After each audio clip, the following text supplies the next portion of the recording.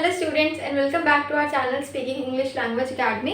And आज की class में हम डिस्कस करेंगे पार्ट 2 ऑफ पैराग्राफ राइटिंग। हम पैराग्राफ राइटिंग का पार्ट 1 कवर कर चुके हैं, जिसमें कि हमने जाना था कि किस तरीके से हम पैराग्राफ को लिखते हैं, पैराग्राफ राइटिंग के मेन कंपोनेंट्स क्या होते हैं।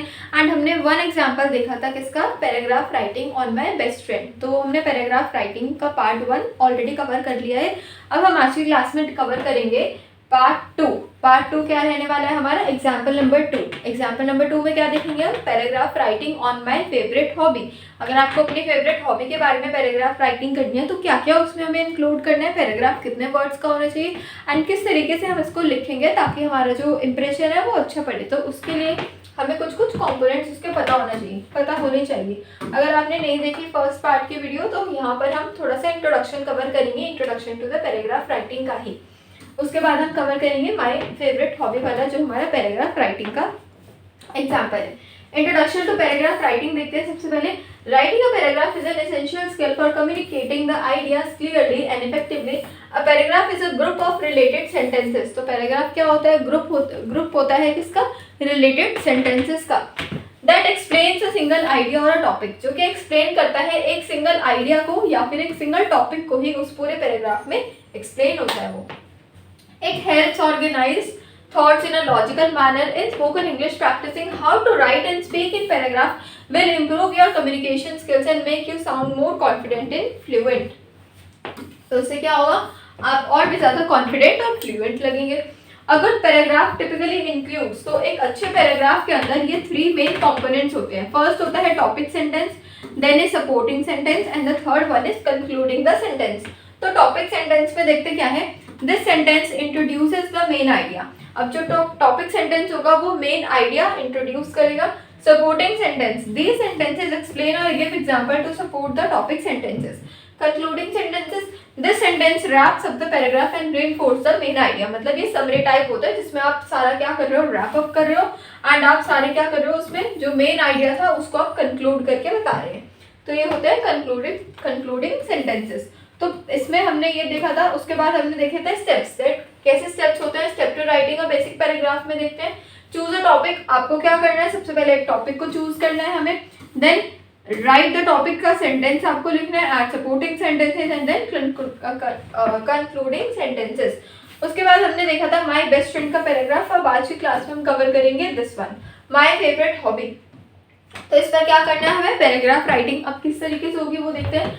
My favourite hobby is reading books. अब सबसे पहले जो फर्स्ट लाइन है, firstly you have to write the heading. आपको यहाँ पर हेडिंग लिख लेनी है। हेडिंग लिखने के बाद आपको जो फर्स्ट लाइन से स्टार्ट करना है वो लिखना है about your favourite hobby, like my favourite hobby is reading books. तो आपको जो भी आपकी फेवरेट हॉबी है वो आपको लास्ट में एज एन ऑब्जेक्ट लिखनी है। अगर आपकी लिसनिंग म्यूजिक है तो आप म्यूजिक लिखेंगे, डांसिंग है तो डांसिंग लिखेंगे। तो फर्स्ट तो हमारा यहाँ से क्लियर हो चुका है कि आपको सबसे फर्स्ट लाइन में अपनी हॉबी को पूरा बता देना है, इंट्रोड्यूस करना है। Then I have been reading books for many years. उसके बाद आपको बताना है कि आप उस चीज़ को कब से कर रहे हो। लाइक रीडिंग बुक्स के अगर हम एग्जाम्पल में देखेंगे तो यहाँ पे कह रहे हैं I have been reading books for many years. मैं काफ़ी टाइम से बुक्स को पढ़ रहा हूँ and I enjoy it a lot. और मुझे क्या लगता है, मैं बहुत ज़्यादा इंजॉय करता हूँ बुक्स को पढ़ने में। Reading is a way for me to relax. Reading क्या है, एक ऐसा जरिया है मेरे लिए जिससे कि मैं रिलैक्स फील करता हूँ एंड लर्न न्यू थिंग्स। और हम क्या करते हैं, हम नई थिंग्स को समझते हैं और सीखते हैं at the same time.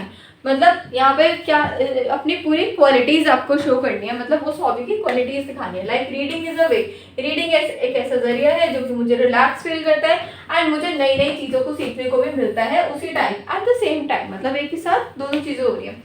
When I read, I forget about everything else and focus on the story of the information in the book.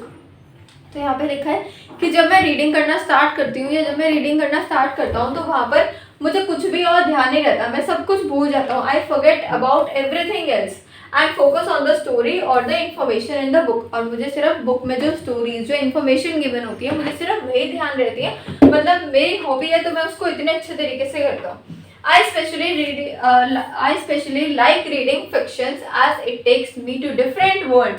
तो यहाँ पे गिवन है कि मुझे किस तरीके की बुक्स वगैरह पढ़नी पसंद है, तो यहाँ पर गिवन है and I can imagine the characters and places in my mind. और जब मैं वो चीज़ पढ़ने लगता हूँ तो मुझे वो कैरेक्टर्स जो मेरे माइंड में है वो सारे मुझे क्या होते हैं, मुझे इमेजिन होने लगते हैं, मैं अपने आप को वहाँ पे इमेजिन करने लगता हूँ। Every day I try to read at least one chapter from a book. तो यहाँ पे दे रखा है कि हर दिन मेरी रीडिंग हॉबी है, तो मैं हर दिन क्या करता हूँ, मैं ट्राई करता हूँ कि मैं हर दिन एक चैप्टर तो एक बुक का कवर कर दूँ।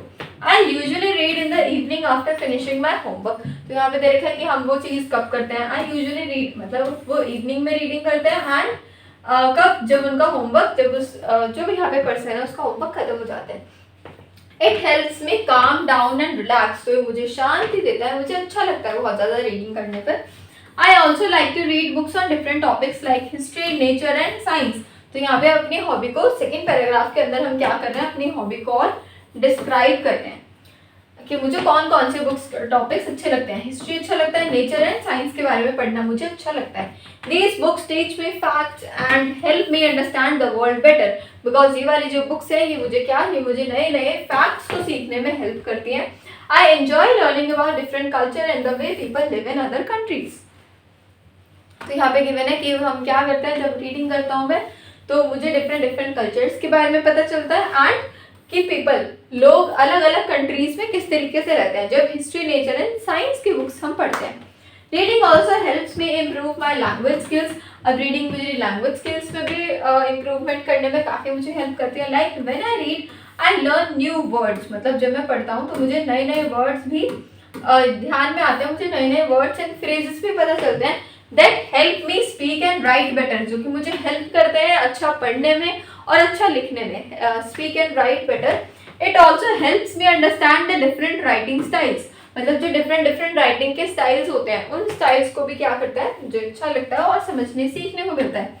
Sometimes I like to read books with pictures. कभी कभी मुझे पिक्चर्स के साथ जो होती है बुक्स वो वाली पढ़ने में अच्छा लगता है। स्पेशली नेचर बुक्स, जो नेचर वाली होते हैं जिनमें नेचर के बारे में सारे गिवन होता है, जैसे कि प्लांट्स हो गए, वो सारी नेचर वाली जो बुक्स होती है वो मुझे पिक्चर्स के साथ पढ़ने में अच्छा लगता है। Because they make the stories more interesting. और उससे जो स्टोरीज है वो क्या होती है, वो और भी ज़्यादा इंटरेस्टिंग बन जाती हैं।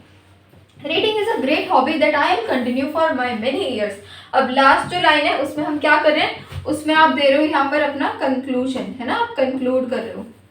तो कंक्लूजन हम यहाँ पे दे रहे हैं और यहाँ पे लिख दिया कि reading is a great hobby. ये एक बहुत ही अच्छी हॉबी है जो कि मैं कंटिन्यू करूँगा काफ़ी और आने वाले सालों तक, to come years to come, because it makes me feel happy and smart. जिससे कि मुझे खुशी होती है और मैं अपने आप को कॉन्फिडेंट फील करता हूँ, मैं अपने आप को एज एन स्मार्ट फील करता हूँ। तो ये यहाँ पर गिवन है paragraph writing on my favourite hobby. तो अगर आपकी हॉबी है रीडिंग तो आप ये वाला कॉपी कर सकते हैं एंड इसमें थोड़े चेंजेस आप अपने अकॉर्डिंग कर सकते हो। लाइक यहाँ पे बुक्स का गिवन है, बुक्स का मेंशन्ड है यहाँ पर, तो बुक्स में आपने कुछ अपना चेंज कर देना है, हिस्ट्री, नेचर, इनकी जगह आप कुछ अपना अलग लिख सकते हो।